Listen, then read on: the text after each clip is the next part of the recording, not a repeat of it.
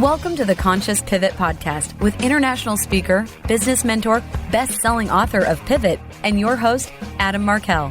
The Conscious Pivot shares the stories and wisdom of people who have successfully reinvented some area of their business and personal life. You'll gain powerful insights into how you can fully embrace new opportunities, increase your performance, and master the art and science of innovation and resilience. So please join Adam as he guides you on your conscious pivot.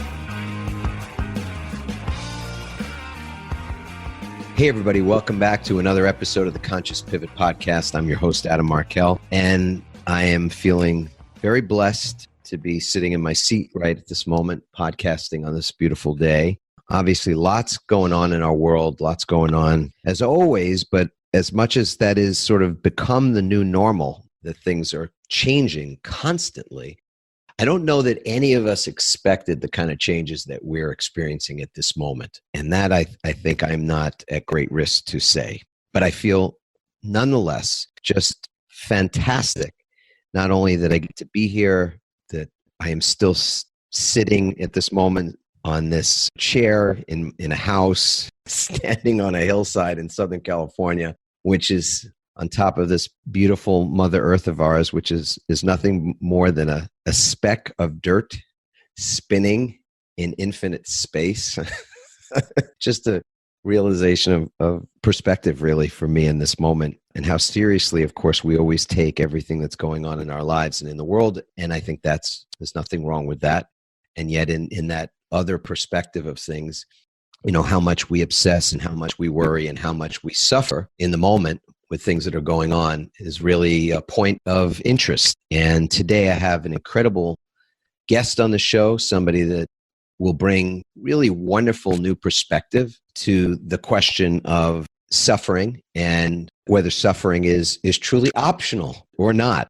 William Arntz started his professional career as a research laser physicist, working on Star Wars high-energy lasers. He then moved on to software, writing AutoSys, an automated job control system currently in use by Fortune 500 companies. He sold that company, retired, but then decided to make a film that many of you have heard of. He created, produced, and directed What the Bleep Do We Know? An exploration of spirituality, quantum physics, neurology, and outrageous possibilities. The film and the companion book, with editions in over 20 languages, have been huge international hits. His most recent book, How to Suffer in 10 Easy Steps, love that title, is a very different take in the genre of self-help, and one that we're going to get to discuss today. I am so happy to have you on the show, Will. It's great to have you be a guest with us today. Welcome. Well, thank you. It's good to be here. And like you, I'm grateful I'm sitting on a chair and up here 8,300 feet in Colorado, and everything is still and quiet. You'd never know by looking out of the window that our world is in chaos right now. No, it's true. You really wouldn't know that. The bio that I've just read, which is only a short, sort of a fraction of a lot of the things that you've done in the world, I'd love for our folks to know what's not in that bio that I just read that you would love for people to know about you as we begin. Well, I spent about 20 years with two different spiritual teachers, and both of those programs were pretty intense. The first teacher, Rama, Frederick Lenz, he got everyone into computers. And so that computer program that you mentioned, that was actually given to all his students as a spiritual task. Go write some software and turn it into a product and turn it into a company and sell it. So although it sounds like no. That's amazing. Yeah, that was amazing. That was a spiritual undertaking? Yeah, and there was a lot of teaching behind it. It wasn't just go do it and get rich. A lot of it was in meditating. One of the things you do in meditating, you're clearing your mind. And he said, well, listen, if your mind is really clear, you'll know that because when you write code, it won't be buggy and it won't break. If your mind's cluttered, it's going to be buggy and it's going to break. So it's a great reflection of that. The other reason to do it, he said, look, in the West, if you're in spiritual study, and back in the 80s and 90s, this was really true, not so much now, people really look down on you. They think you're a freak. They ask you when you're going to start drinking the Kool-Aid. It was really bad. And so he said, so you're not going to get any respect. In fact, you'll get disrespect. However, if you pull up to the meeting in a Mercedes, you got instant respect. and they pay you well to do computers. So, and by the way, it's the wave of the future because he was a seer. He would see the future. So there was a lot of reasons for doing it. So that's one little fact that is not in the bio. That's beautiful. Wait, well, you mentioned that this was a mentor of yours. What is his name? Frederick Lenz, Lenz, was his sort of given name, given by the parents. The name given to him by the universe was Rama. Beautiful. Yeah, I imagine people are going to go look him up right now and see what books and things, because that's actually, I mean, and when was this? Approximately what year? Well, I signed up in like 82, and then I was around until 95 when I sold my product and then headed out to the other worlds. So it was like 13 years then. Yeah.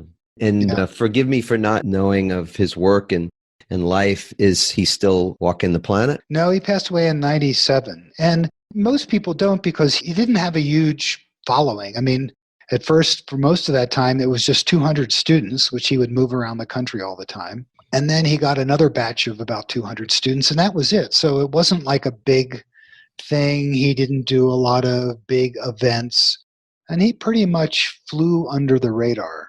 Yeah, not a modern day guru anyway. No. Yeah, but really had foresight. I mean, clearly had foresight. That's remarkable.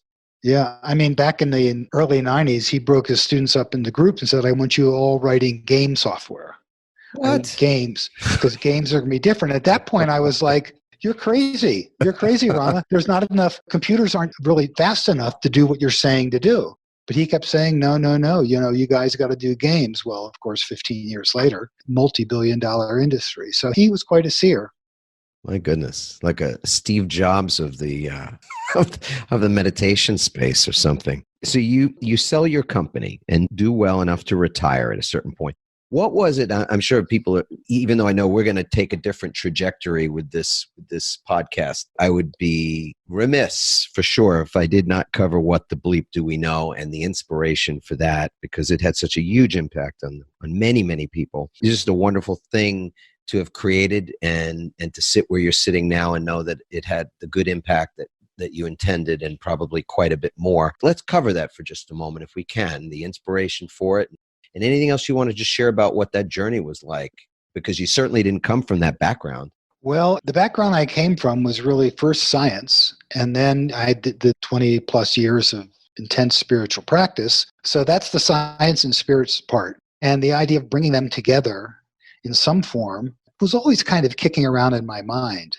So then the idea, and then of course the Tao of Physics book came out by Capra, and that was starting to unite these ideas. And then I thought, man, it would be so great to make a movie. So I had wanted, when I was younger, in high school and college, what my friends and I did for fun was make movies. Oh, so there was a time in my life. That. I really know that you. Yeah. Oh, yeah, but it wasn't professional. It was like back in 10th grade, I'm sitting at the dining room table with a glue splicer gluing together 8mm movies that we were making. So, I always wanted to do it, but when it finally came time to go to LA and really do it, if I was going to do it, I just couldn't deal with LA, and that was that. So I figured, I guess I'll never make movies, but I really wanted to. Meanwhile, like I said, back in the 80s and 90s, if you were in spiritual practice, people they rolled their eyes. You got a lot of bad vibes, let's face it.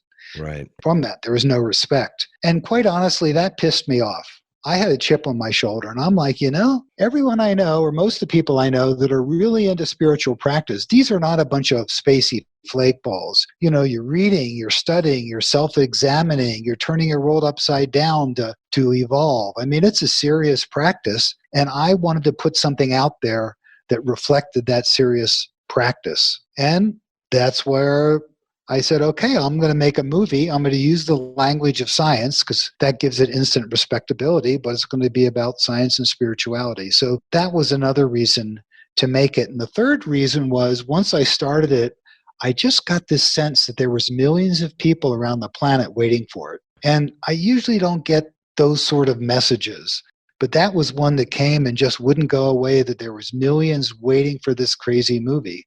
So I'm like, okay, here we go. And rest is history. So, Will, are you a seer? I know you described your mentor in that way. Do you figure that this movie, this project, was a bit of seeing? Well, it definitely, another thing is I had a notion that, oh my God, a door is opening. There is a moment where it's the perfect time for this film to land.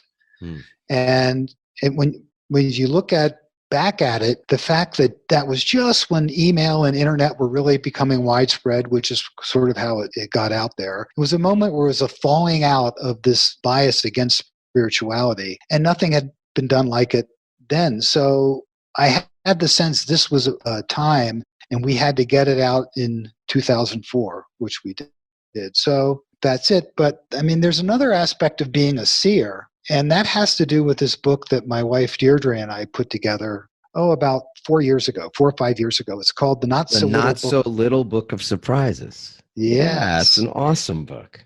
Yeah, and in it, we talk about, after we did the book, we realized, and then she had a vision, and I sort of did too, that we are entering the age of surprise. And in fact, last 2 years, we had been going around doing our little mystic and physicist show, telling people we're entering the age of surprises. And we kept telling people that and telling people that and telling people that. And if you don't think right now we're in the age of surprises, I don't know where you've been. I mean, the surprises rolling in now, I mean, it's a tidal wave. Yeah. I want to track back to What the Bleep for one more second, just because there's something that I think is instructional I think people will learn something from just the process you used to get the title. Because you had something called was it Bad Idea Day, or what you guys used to call it? Yeah, we would have bad idea days. And the thing was, there was really three of us who put this together. Myself, Mark Vicente, and Betsy Chassie. So, we all had our fingers deep in the pie. So we would have all these meetings trying to figure out what it was and how do we do it. And we're always trying to come up with the best idea. And so someone floated the idea, I'm so sick of trying so hard to come up with the best idea. Let's come up with the worst idea we can. And then we put a cheeseometer up on the wall where you could say how cheesy the idea was. And the idea, you'd come up with a bad idea that would be so tacky and so cheesy that everyone would groan. And that was a good thing. Yeah, because it just relieves the pressure of always trying to be so smart and intuitive and everything else. See, you get to blow off steam. Wait a second. Let that land for a second. I want people to really just sit with that for a second. The pressure of having to have the answers and be so smart all the time. Isn't that, it's so fucking exhausting to have to live, right? And just to just release that. And then look what ends up happening. At some point, you come up with this title. Well, one of the things that happened is we started doing this, and we would throw these out, and every once in a while, one would come out, and we'd all start to laugh and then stop and go, hey, actually, that's pretty good.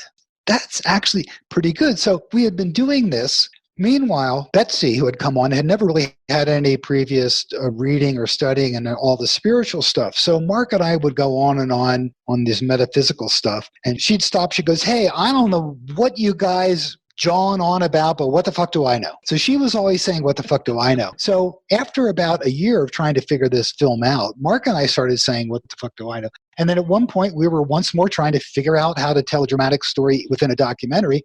And someone said, yeah, what the fuck do I know? And then someone else, we can't remember who, said, yeah, what the fuck do we know?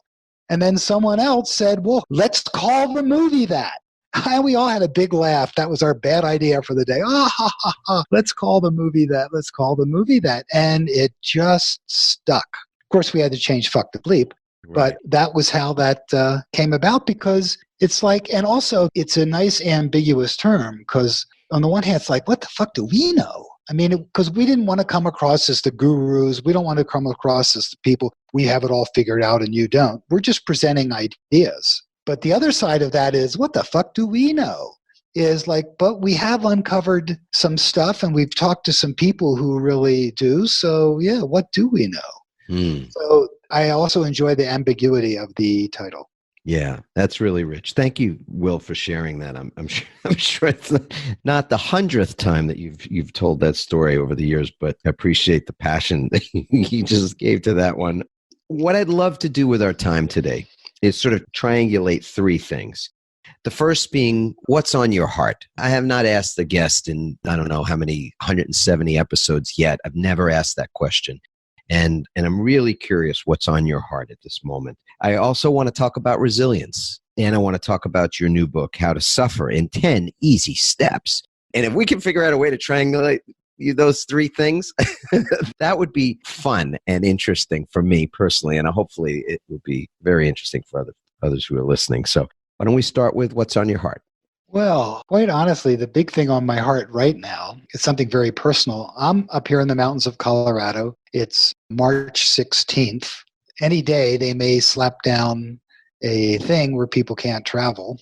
You're probably watching this way afterwards or hearing this. And my dear wife, Deirdre, is at our other house in California. So what's on my heart right now is getting out of here before they shut down the airways and seeing her. So it's not a big grandiose save the world or that. It's just that, I mean, that's what's up for me right now. Just, okay, wrap it up here and get out there and get with my sweetheart. I think that's what pretty much everybody is on some level thinking about, the safety of people they care about and wanting to be with those people as well, not be separated. I know there's people who have kids that were studying abroad in various places around the world, and some of those kids are still over there, and some are not going to make it back, and some have already come back. And just so many things that what you just said, I just feel many of us can relate to. I know we're hunkering down in our own self-quarantine in a beautiful place, but nonetheless, we're also concerned about what other people are concerned about. And there's a run on the toilet paper. There's no toilet paper to be seen or had. We went out early today to get eggs. I mean, there's, things that we just would never have been thinking, as you said at the beginning, at the outset. It's like we wouldn't have been thinking about any of these things being an issue a month ago. And how quickly things can change in a global environment. And ultimately, how we get through these things, well, you're a little more my senior, a little older than I am. You've seen a little bit more than I've seen.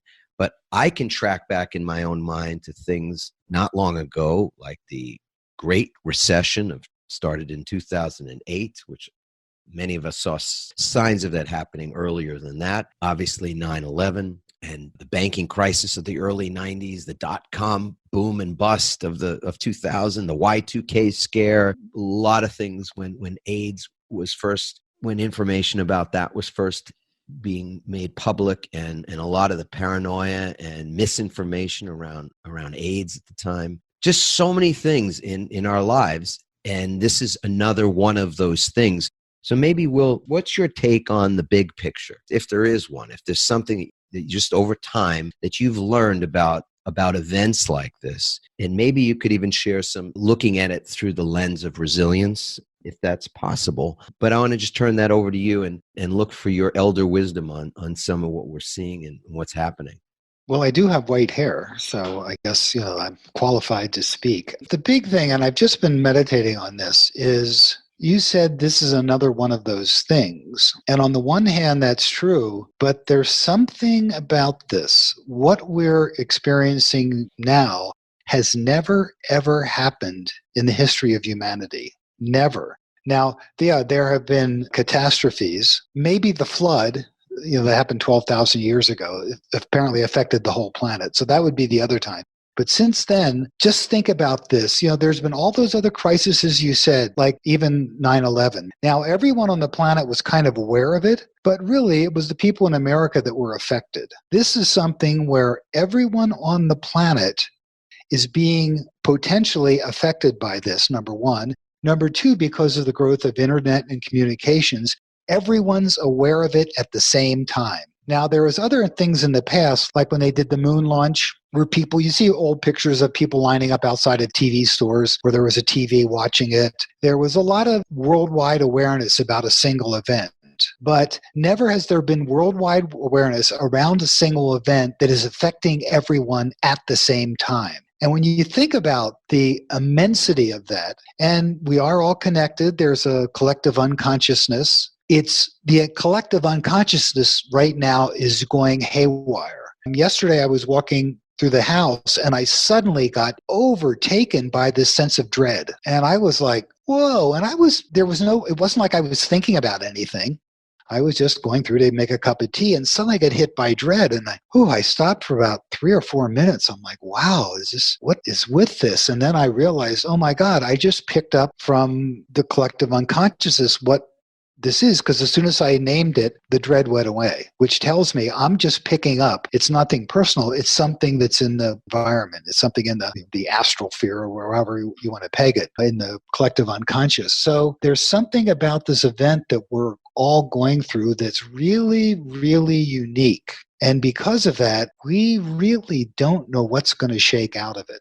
And I think that sense of unknowingness about it, of course, fuels the dread and fuels everything. So, yeah. It's interesting because you said we're connected, and we're connected in so many ways today. And that's one other way to see this as well, or not another way, just another part of the depth at which we can look at this, which is that we are so connected. This is maybe the first time. I mean, smallpox and other plagues or other pandemics have been a part of the global experience before. This is not the first time for that. But the fact that we're all aware of it at the same exact moment, and we're feeling it because we're given access to so much information about what's happening elsewhere in the world, so that we're able to do what is most human, which is to empathize, to have empathy and have compassion for others. That's never been the case before when we were all going through something. And so this is a really interesting point of connection. And I don't know what ultimately that looks like and what it leads to. Perhaps it leads, and it would be my prayer, my hope, that it would lead to more empathy and more understanding and more peace on our planet, because we are having such a shared experience that is difficult. Will, what's been your method, let's say, of dealing with unexpected challenge in your life? Because I think that's a part of what you brought up, which is that this is something we didn't see coming, and it has taken us by storm, literally, and has changed people's lives already and will for a long time to come, it seems. You've had events in your life, I'm sure, that caught you off guard, and you had to do something with them. And ultimately, you're here. You're obviously here and doing well and still creating things to make a difference in the world. So you've been resilient. I look at you and I go, there's another model of resilience. See them everywhere, and you're one of them. What's that been like for you? Is there some keys that you would, could kind of cull out of that experience to share with us? Well, one of the things, but before I go into that, there's just something you said earlier that I want to just quickly mention, the fact that we're all being hit by this at the same time. There's always been those science fiction things, War of the Worlds, where, the only way this planet will ever come together is if we get attacked by some alien coming in. We'll all have to come together to fight it in order to survive. And it's interesting, although it's not a Martian coming in a spaceship, it's a virus, but it is that. And so who knows what's is going to be the outcome of this. So anyway, that was just to close off the previous thought. As far as, what do? I mean, really, the first thing is about resilience is you can't be a victim. You can't go into victimization. You can't go into that poor me, it's unfair, or the universe is unfair, or God is unfair, or whatever. Because as soon as you go into that, you disempower yourself. You're saying, well, I didn't have anything to do with this. Poor me. The world is just dumping on me. And what can you do? Oi, what can I do? I got squished. Oh, my God. Oh, my God. I'm roadkill. Oh, just my luck. Oh, just my luck. Can you believe what happened to me? Let me tell you. I hope you're sitting down. It's going to take a while. So, you go into that. But the thing is, you talk about resilience, the ability to get up, or the ability to turn and go a different direction, or the ability to change your thinking about stuff, that takes energy, that takes power. And as soon as you've gone into victimization and told everyone your sad story, you've disempowered yourself. So you don't have the juice to get up. You don't have the juice to change pivot about something. There's the word. You don't have your juice to spin on your heels and go in a different direction, to see the world differently. Yeah. So has there been something that either you learned when you were a kid or someone who influenced you to help you to do that? Because as you said, going into victimhood, I don't think anybody ever, and I know you don't mean this, I'm just being tongue in cheek with it, is nobody wakes up in the morning, I don't think, puts their feet on the floor and goes, today I'm going to be the greatest victim there ever was. In fact, whatever my past history of victimness is, I'm going to take it to a new level today. Like nobody does that. And yet by noon, you ask them that one question that, there's people you should never ask this question, right? And the question is, how you doing? Like I grew up in New York, so everything was how you doing. And nobody ever answered the question, by the way. Everybody just goes, how you doing, right? Yeah. That's the answer to the question. It's the same question. But you ask somebody, how you doing? And then they go into their, like you said, their diatribe of everything that's gone wrong. But, that's a learned behavior, I believe. I think it's something we learn from the people that model it in our lives, whether it's, family or whoever. But where did you learn to not do that, I guess is what I'm asking. Boy, that's a good question. Well, there was a certain role model that my father did. And my father was one of these guys who could build and make anything. He had a big shop at the house, and he could just make anything. And he seemed to be able to figure anything out. So there was never this sort of, oh, I can't do it. There was always this sense of just like, oh, okay, well, you're going to figure it out and do it. For me, that came into play when I did my first software company. I had never done a business before, and I don't really have a natural inclination towards it, but it was like, well, I was given the task. I guess I'm going to do it. And when I did the film, again, I had messed around with films, but not really. It's not like I went to film school or anything. It's just like, well, I guess we'll just figure out and do it. So that ability just to throw myself into something I don't know with the assumption that I'll figure it out was something I think I got from my dad. And luckily it's worked out well for me. That's really, you just shared something, Will, that we've seen in our research about resilient people, is that often they are improvisational. They can make do. They can, as you say, figure shit out because that's what they have to do. And there's that old cliche, of course, that necessity is the mother of invention. But there's this concept of improvisation that is embedded in a lot of the people that had to endure and come through and make something out of really, really harsh experiences. In fact, I think it's Viktor Frankl's book, Man's Search for Meaning, that was incubated, that the meaning therapy that Frankl became known for was birthed out of his experience of surviving the concentration camps in World War II. And so here's a guy that goes through one of the most horrific experiences that we can imagine. And while he's enduring it, dealing with it, his mind is less on all those things you said about, woe is me and I'm probably going to die tomorrow and everything else that must have been very prevalent, and more on what am I going to do with this? And who will I be able to share this with? And how will the world be different? And what will the meaning be? Ultimately to something that has apparently just no meaning. And he, changes so many lives as a result of that. So your dad gave you quite a tool there, that is to know and to trust really that you will figure stuff out. I want to talk about the book, and because it's got such a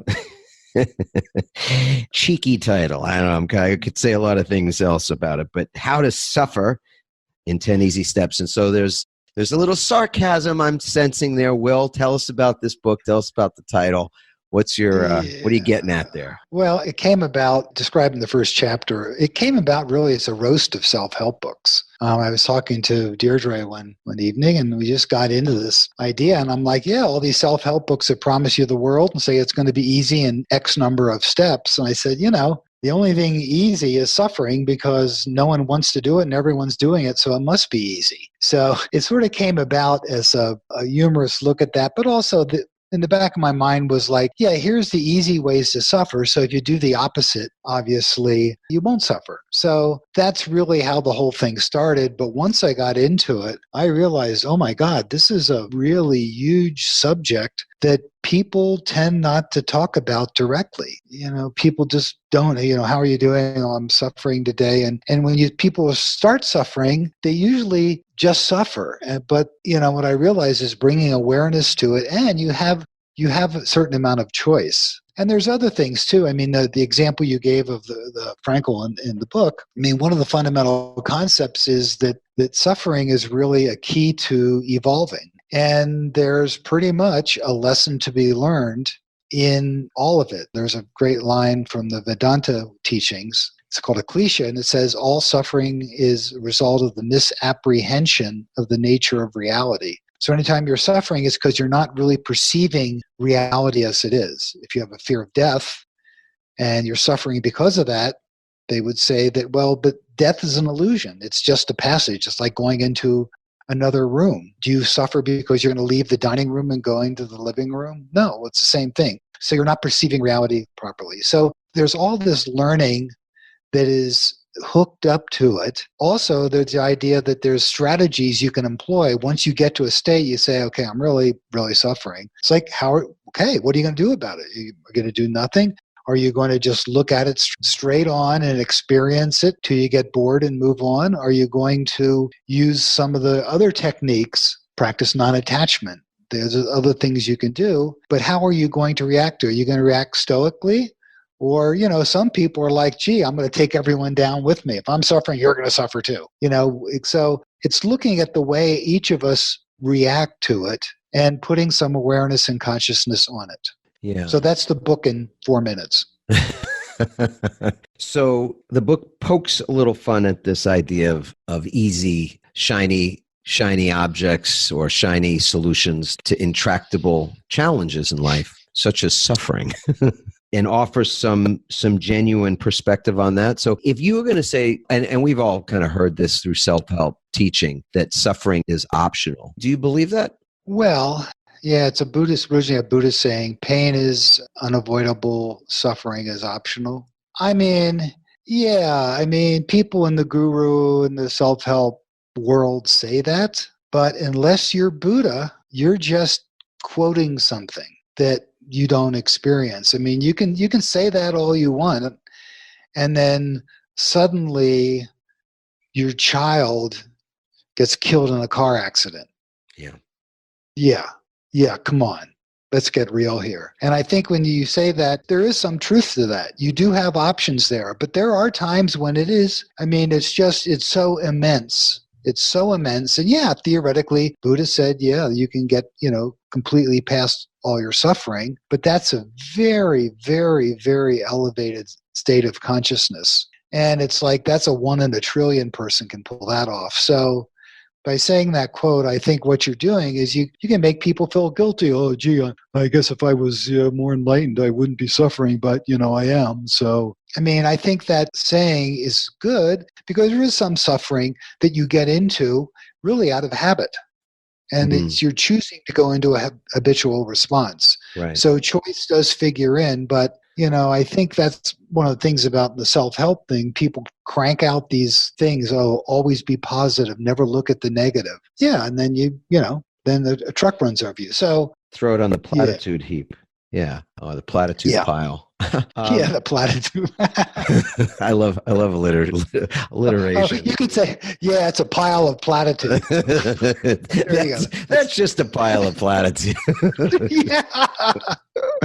I should have had that in the book. Yeah. No kidding. I'm thinking maybe there's a word that's missing. So this whole concept of suffering is optional. And maybe there's a word before suffering that puts that into perspective. Maybe it's unnecessary or habitual, or just let's play with this for a second, Will. If there's a word that goes before suffering is optional, what word might give that more tangible relevance, people? Tough question.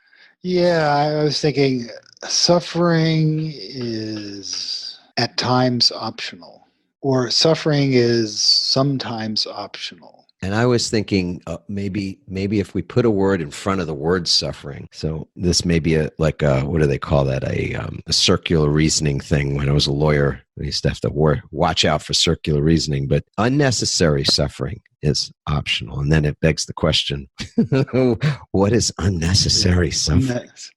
Which is good because we just keep, I think the more we can question, the less we are held in place by habitual patterns of thinking. And I do think that's a challenge for me, for all of us, that we just habitually think in certain patterns and certain ways and make meaning of things based on habits or what's just what we're used to, what we're comfortable with, then we miss the grand opportunities. I mean, I know that in the midst of all of what's going on now in this world that is so challenging and so difficult, that there are wonderful, amazing, incredible, very credible opportunities that are present. And the ability to see those things in the midst of all the suffering and other things that are happening, that is going to be the gift for a few, maybe, and hopefully more than just a few. Well, I'm wondering what's going to happen, because I think part of the reason that society and the world has been so screwed up the last 10 years is the pace at which everyone's going. I mean, people just 7 by 24, boom, boom, boom. Check the cell phone, check this, what's news? Let me check the news. There, you got an Instagram. How many followers? That whole jag that everyone's on. And no one takes weekends off anymore. People are working There's no such thing as the end of a week. There is no weekend for most people. So certainly no entrepreneurs know what a weekend is. Yeah, not really. So I'm wondering what's going to happen now that a lot of that is out the window. And so people are going to have to deal with not having that constant jag. I'm hoping people rediscover the fact that, I really need a weekend off. I mean, it's even in the good book. On the seventh day, God chilled out. That's a loose translation. Hey, God put his feet up and cracked open a Frosty. Yeah. I created everything. And beer's on the list, so here we go. Yeah. So, the fact that humans, we need time off. I mean, that's why sleep exists. I mean, we need this time off, and so this thing is an opportunity, because our normal patterns, our habits are now all disrupted. There's a line that keeps going through my head. This was with my first software company. The first guy I hired, he had been a nuclear warfare officer on a nuclear B-52. So anyway, at one point I was saying, well, David, you may go here, you may go there. We may have to send you there, but I don't know. I won't know till tomorrow. I said, I hope that's okay. And so he said, well, you know what they say in the Air Force, don't you? That's how he talked. I said, what, David? He goes, they always say flexibility is the key to air supremacy. Flexibility is the key to air supremacy. And that's true of life. The flexibility is the key to your supremacy in your environment, being able to deal with things, being flexible. So this is back to your resilience, and to pivot that too, flexibility. You're heading east, you stop, now you're heading west. Boom, just like that. Oh, gee, this isn't working this way. What can I do to change it? So that flexibility, being able to move in and through the unknown, that's something that, we're all experiencing, and hopefully we're all going to get better at. Yeah. And it's not a far-flung concept from improvisation, from what you said your dad gave you, which was this I'll figure it out mentality. That's flexibility as well. This idea that, there's concrete doesn't stop a tree from growing its roots, right? It just doesn't happen, right? Some knucklehead decides to build concrete, a walkway right where a tree is standing, and then the roots just happen to grow right up, and that tree keeps growing. So, and we've all seen, grass growing up in busy places and streets and in the city, et cetera. So flexibility is a big deal. And what you said earlier, I think when it comes to resilience, it's less about endurance. This is what our research, when we do quite a bit of keynote speaking, corporate audiences and the like, and consulting in that space as well. Often when we go into an organization, we're talking about what are their resilience traits? What are not just the state of resilience, but the trait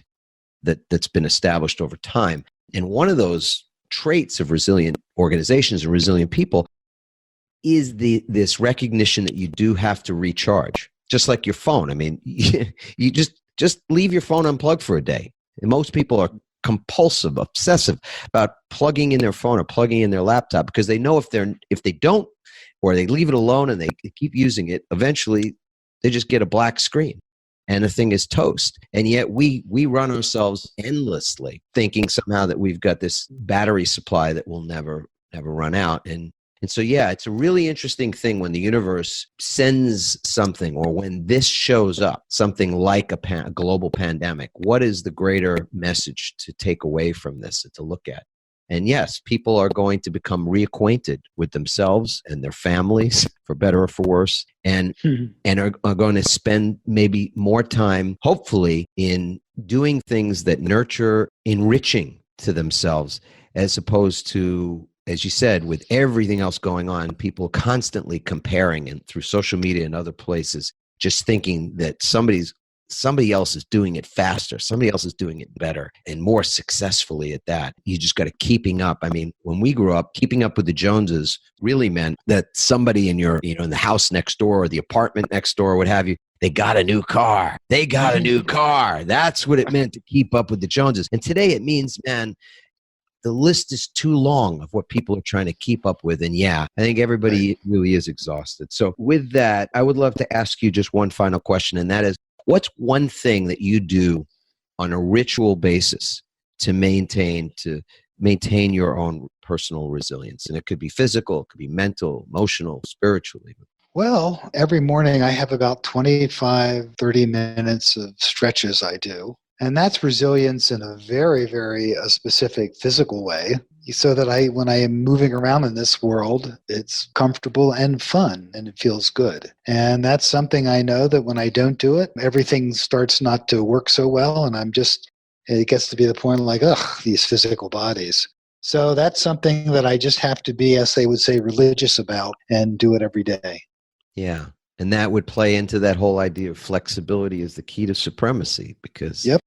Yeah. So for my wife, Randy, and I, we do yoga pretty much every day. We started doing Qigong as well. And these are not, lengthy practices. You can have every one of us can have a practice that lasts 10, 15, 20 minutes that is really beneficial to your body, to the flexibility of your body, and then other practices that help create a flexible mind. I'm sure for people who are listening to this podcast right now, this hopefully is one of those practices that helps you to maintain a flexible mindset, because what you hear on these shows, whether it's mine or others, will be differing views, divergent viewpoints, which only make you question, whether what you believe is so. And I'm always questioning, how attached am I to being right, and and where does that all lead? So with that, I will remind myself and remind all of our listeners that tomorrow is truly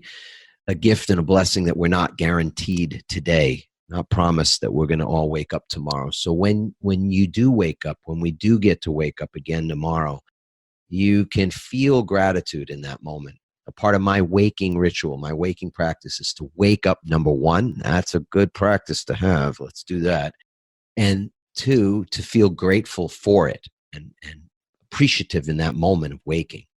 And third, to actually say something out loud that I want to experience, that I want to experience myself being in a state for the day and beyond. And the words that I use to convey that message to myself and to the universe are 4 words, simple words. I love my life.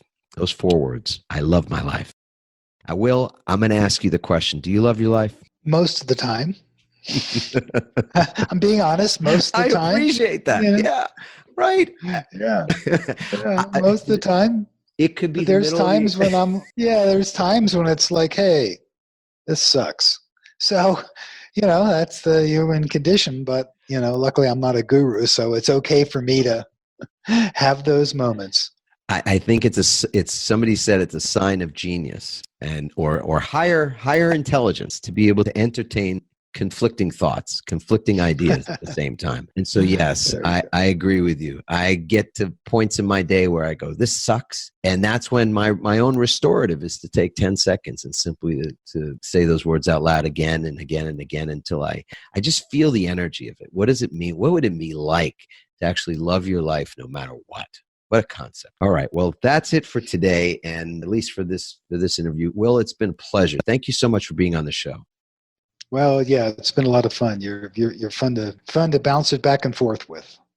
No, way cool. Everybody, please leave your comments at adammarkel.com/podcast. Let us know your thoughts, your questions.